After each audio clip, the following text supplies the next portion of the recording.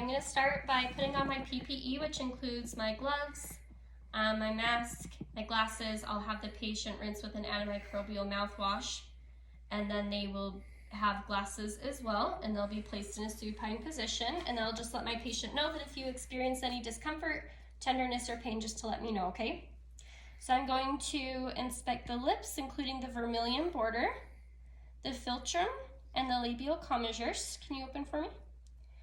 And I'm going to inspect the labia, including the frena.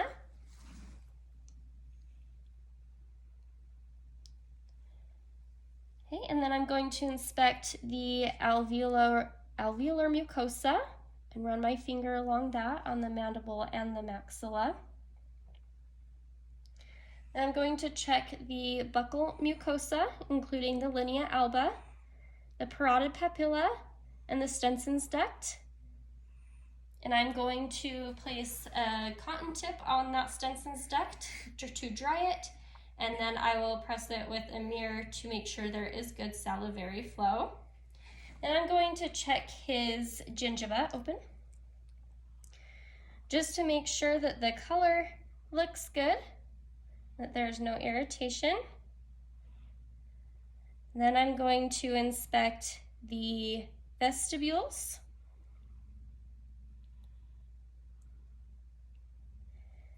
And then we'll inspect the palate.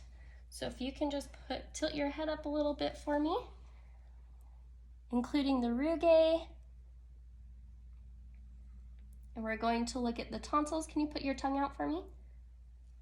Going to look at the tonsils and the posterior and anterior pillars and make sure that looks good. Then we're going to inspect the alveolar ridge and make sure that that looks good as well. Next, we're going to palpate the lips, checking for any bumps. Going to palpate the buccal mucosa and stick your tongue out for me, and the tongue as well. And then what I'm going to do is I'm going to put gauze on the tongue, and I'm going to move it from side to side to just to inspect the ventral and lateral surfaces of the tongue. I'm also going to inspect the papilla and all the taste buds, and then I'm going to palpate the floor of the mouth bimanually.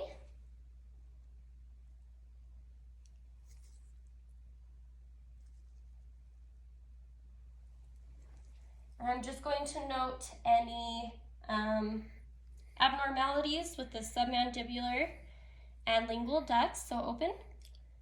And if you can put your tongue towards the top of the mouth, and I'm going to look at the frena there and the vessels, and then I'm going to milk the duct here as well, make sure there's good salivary flow.